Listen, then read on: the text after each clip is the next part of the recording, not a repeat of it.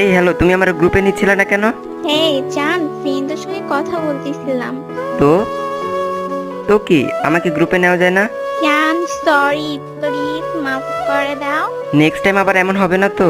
না না, হবে না, এই যে কানে ধরছি। ওকে ওকে। তো যাই হোক, এত রাতে তুমি গেমে কি করো? এমনি আসছি, ভাল লাগতেছিল না, ঘুম আসতেছে না। তো তুমি আমারে কল দিতে পারতে।